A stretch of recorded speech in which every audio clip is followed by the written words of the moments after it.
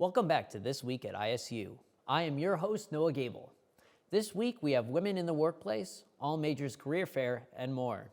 This Week at ISU starts right now.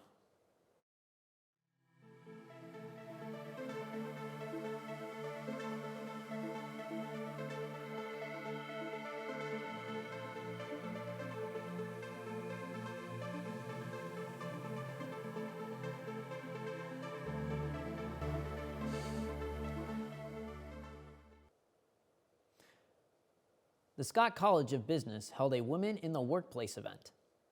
An employee from Women in STEM spoke out about her experience and gave tips about going into the workplace. There were also refreshments available for attendees to enjoy.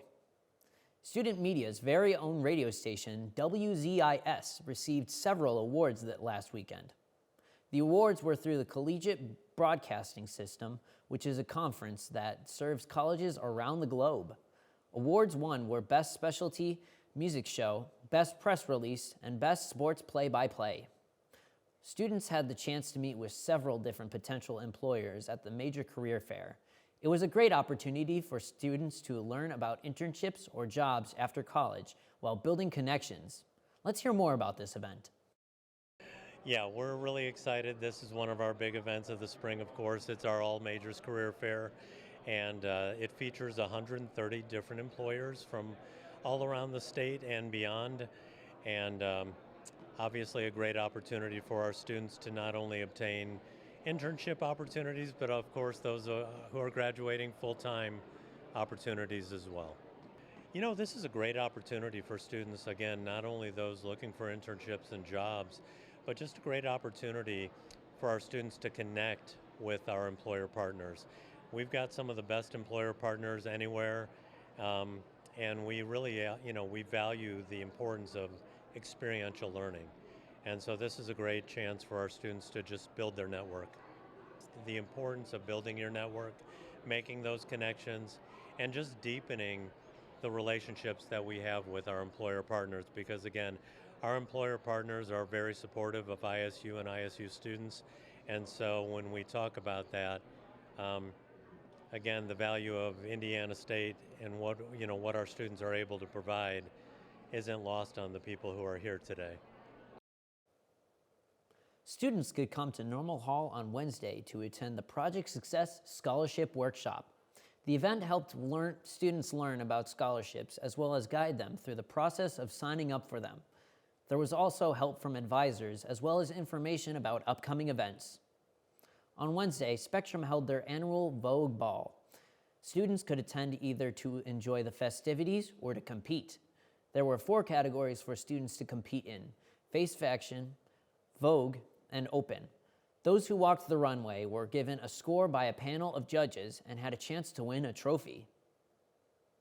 This week for Health Minute, we will be discussing racism in the healthcare industry. Now over to Maggie Banister for Health Minute. Hey Sycamores, welcome back to Health Minute. I'm Maggie Banister. Black History Month is coming to an end, so let's take a moment to discuss racism in the medical field. Many people of color experience some form of racism in their everyday lives, whether that be interpersonal, institutional, and even clinical. Experiencing racism from both outside and inside the medical field can result in poor health conditions, including but not limited to mental illness, cardiovascular diseases, and even pregnancy complications. In clinical settings, racism often comes in the form of a physician and nurses basing their treatment off of own medical biases.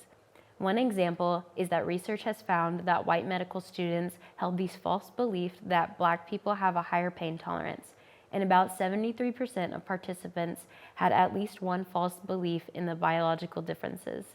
People of color, particularly Black women, are significantly less likely to be believed about when speaking about their symptoms, therefore more likely to experience medical gaslighting or being told that their symptoms are being made up. What can we do to fix that? We can start by educating ourselves and those around us. If you hear a friend or a family member spouting off misinformation, you can gently correct them, examine your own beliefs, or do research in making sure that you aren't spreading false information yourself. And lastly, don't be afraid to stand up for yourself or those around you if you notice something. Medical gaslighting can happen to everyone, even if it happens to one demographic more. Thanks for joining us, and check back next week for more healthy tips and tricks. Back to the studio. Thanks, Maggie. The weather has been pretty mixed the last few weeks. Let's over to Amelia Ihle to see what next week's forecast is. Thanks, Noah. Well, Sycamores, next week starts on the colder side but warms up by the end. Highs start in the 40s but end up in the 60s. Lows range from the lower 20s to the upper 40s. However, the weather is supposed to be on the rainy side. You can expect it to be cloudy on Sunday and Wednesday with rain every other day. So be sure to make sure you have your umbrellas next week. Well, that's all I have this week. Back to you in the studio. Thanks, Amelia. Thanks for joining us this week. If you would like to get involved with Sycamore Video, or if you have any events that you would like us to cover, send us an email at isu-sycamorevideo@indstate.edu. Check us out on our Instagram at sycamorevideo-isu student media or Sycamore Video on YouTube. See you next week, Sycamores.